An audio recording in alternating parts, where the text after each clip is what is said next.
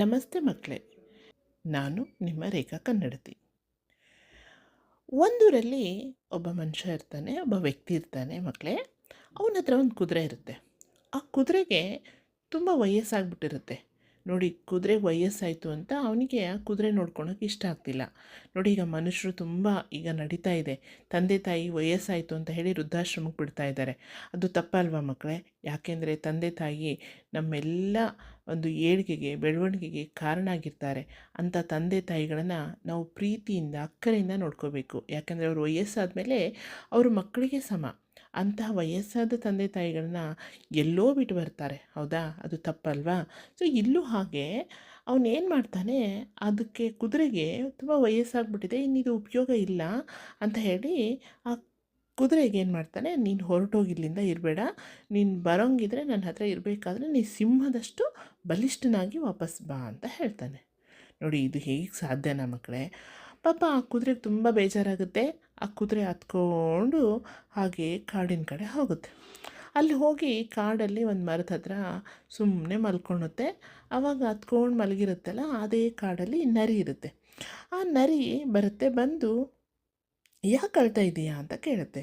ಆವಾಗ ನರಿ ಹೇಳುತ್ತೆ, ಕುದುರೆ ನೋಡು ನರಿಯಣ್ಣ, ನಾನು ಇಷ್ಟು ದಿವಸ ನನ್ನ ಯಜಮಾನ್ಗೆ ಯಾವುದೇ ರೀತಿ ಸ್ವಾರ್ಥ ಇಲ್ಲದೇ ನಿಸ್ವಾರ್ಥ ಸೇವೆ ಮಾಡಿದ್ದೆ. ಅವನು ಹೇಗೆ ಹೇಳ್ತಾನೋ ಅವನ ಅನುಕೂಲಕ್ಕೆ ತಕ್ಕ ಹಾಗೆ ನಾನು ಎಲ್ಲ ಕೆಲಸ ಮಾಡಿಕೊಡ್ತಾಯಿದ್ದೆ. ಅವನು ಊಟಕ್ಕೆ ಹಾಕ್ದಾಗ ಊಟ ಮಾಡ್ತಾಯಿದ್ದೆ. ಅವ್ನು ಹೇಳ್ದಾಗ ಕೇಳಿಕೊಂಡು ಅವನಿಗೆ ಎಷ್ಟು ಚೆನ್ನಾಗಿ ಪ್ರೀತಿಯಿಂದ ಅವನ ಜೊತೆ ಇದ್ದೆ. ಆದರೆ ಈಗ ನನಗೆ ವಯಸ್ಸಾಯಿತು ಅಂತ ಹೇಳಿ ಅವನೇನು ಮಾಡ್ತಾಯಿದ್ದಾನೆ, ನನ್ನನ್ನು ಮನೆಯಿಂದ ಹೊರಗೆ ದಬ್ಬೋದಷ್ಟೇ ಅಲ್ಲ, ನೀನು ಸಿಂಹದಷ್ಟು ಬಲಿಷ್ಠನಾಗಿ ಬಾ ಅಂತ ಹೇಳ್ತಾನೆ ನರಿಯಣ್ಣ. ಇದು ಹೇಗಾದರೂ ಸಾಧ್ಯನಾ? ನಾನೇ ಬೇರೆ, ಸಿಂಹನೇ ಬೇರೆ, ಇಬ್ಬರು ಒಂದೇ ಆಗೋಕ್ಕಾಗುತ್ತಾ ಅಂತ ಹೇಳಿ ಅಳೋಕ್ಕೆ ಸ್ಟಾರ್ಟ್ ಮಾಡಿಬಿಡುತ್ತೆ. ಆವಾಗ ನರಿಗೆ ಪಾಪ ಅನಿಸುತ್ತೆ, ಅಯ್ಯೋ ಹೌದಲ್ಲ ಕುದುರೆನ, ಸರಿ ಬಿಡು, ಒಂದು ಕೆಲಸ ಮಾಡ್ತೀನಿ, ನೀನು ಇಲ್ಲಿ ಸತ್ತು ಬಿದ್ದಿರೋ ಹಾಗೆ ಮಲ್ಕೊಂಬಿಡು, ಆಯಿತಾ? ನೀನು ಉಸಿರಾಡಬಾರ್ದು, ನೀನು ಸುಮ್ಮನೆ ಸತ್ತಿರೋ ಹಾಗೆ ಇರಬೇಕು ಅಂತ ಹೇಳುತ್ತೆ. ಆಯಿತು ಅಂತ ಹೇಳುತ್ತೆ ಕುದುರೆ. ನಾನು ಹೇಳೋವರೆಗೂ ನೀನು ಕಂಡುಬಿಡಬಾರ್ದು, ಮಾತಾಡಬಾರ್ದು ಅಂತ ಹೇಳಿ ಹೋಗುತ್ತೆ. ಅಲ್ಲಿಂದ ಸೀದಾ ಸಿಂಹದ ಹತ್ರ ಹೋಗುತ್ತೆ. ಸಿಂಹದ ಹತ್ರ ಹೋಗಿ ಅದು ನರಿ ತುಂಬ ಬುದ್ಧಿವಂತ ಪ್ರಾಣಿ. ಆ್ಯಕ್ಚುಲಿ ನಾವು ಕಥೆಗಳಲ್ಲಿ ನೋಡಿದಾಗ ಕಾಡಿನ ರಾಜ ಸಿಂಹ ಹೇಗೇನೋ ಹಾಗೇ ತುಂಬ ಬುದ್ಧಿವಂತ ಪ್ರಾಣಿ ನರಿ ಅಂತಲೇ ನಾವೆಲ್ಲ ಕಥೆಗಳಲ್ಲೂ ನೋಡ್ತಾ ಬರ್ತೀವಿ ಮಕ್ಕಳೇ. ಮೋಸಕ್ಕೆ ಮತ್ತು ಚಾಣಕ್ಯತನಕ್ಕೆ ಮತ್ತು ಮಾತಿನ ವೈಖರಿಗೆ ಇದಕ್ಕೆಲ್ಲ ನರಿನೇ ತುಂಬ ಜಾಣ ಅಂತ ಹೇಳಿ ನಾವು ಕಥೆಗಳಲ್ಲಿ ನೋಡ್ತೀವಿ. ಇಲ್ಲೂ ಹಾಗೆ ನರಿ ತುಂಬ ಬುದ್ಧಿವಂತಿಕೆಯಿಂದ ಸಿಂಹದ ಹತ್ರ ಬರುತ್ತೆ. ಸಿಂಹದ ಹತ್ರ ಬಂದು, ಮಹಾರಾಜರೇ, ನಿಮಗೊಂದು ಒಳ್ಳೆ ಊಟ ರೆಡಿ ಇದೆ. ಅದು ಹೇಗೆ ಗೊತ್ತಾ, ಕಾಡಿನ ಒಂದು ಮರದ ಕೆಳಗಡೆ ಒಂದು ಕುದುರೆ ಸತ್ತು ಬಿದ್ದಿದೆ, ಬನ್ನಿ ಅದನ್ನು ತಿನ್ನೋಣ ಅಂತ ಹೇಳುತ್ತೆ. ಅಯ್ಯೋ, ಅದಕ್ಕೇನು ತುಂಬ ಖುಷಿ ಆಗ್ಬಿಡುತ್ತೆ. ಏನು ಖುಷಿ ಅಂತ ಮಾಡಿರಾ? ಎಷ್ಟು ಖುಷಿ ಆಗುತ್ತೆ ಅಂದರೆ, ಇದಕ್ಕಿಂತ ಇನ್ನೇನು ಭಾಗ್ಯ ಇದೆ, ಕುದುರೆ ತಿನ್ನೋ ಭಾಗ್ಯ ಅಂತ ಹೇಳಿ ಸಿಂಹ ಏನು ಮಾಡುತ್ತೆ, ನರಿಗೆ ಆಯಿತು ಹೋಗೋಣ ನಡೀರಿ ಅಂತ ಹೇಳುತ್ತೆ. ಅದು ನನ್ನ ಕುದುರೆ ಹತ್ರ ಬಂದು ಎರಡು ಬರ್ತವೆ. ಕುದುರೆನ ನೋಡಿ ಅದರ ಬಾಯಲ್ಲಿ ನೀರು ಬಂದುಬಿಡುತ್ತೆ. ಯಾರ ಬಾಯಲ್ಲಿ ಅಂದ್ಕೊಂಡ್ರೆ? ಎಸ್, ಸಿಂಹದ ಬಾಯಲ್ಲಿ. ತುಂಬ ಖುಷಿಯಾಗ್ಬಿಡುತ್ತೆ ಸಿಂಹಂಗೆ. ಆವಾಗ ಸಿಂಹ ಇನ್ನೇನು ತಿನ್ನಬೇಕು ಅಂತ ಹೋಗೋದ್ರೊಳಗೆ, ಅಯ್ಯೋ ಒಂದು ನಿಮಿಷ ತಡೀರಿ ಅಂತ ಹೇಳುತ್ತೆ. ಆವಾಗ ನರಿಗೆ ನೋಡಿ ಯಾಕೆ ಅಂತ ಕೇಳುತ್ತೆ ಸಿಂಹ. ಇಲ್ಲ, ಇಲ್ಲಿ ಜನ ಓಡಾಡ್ತಾರಲ್ವ, ಊರು ಹತ್ತತ್ರ ಇದೆ, ಮತ್ತೆ ಯಾರಾದರೂ ಬಂದು ನಿಮ್ಗೆ ಹೊಡೆದು ಬಿಟ್ರೆ ತೊಂದರೆ ಆಗುತ್ತೆ.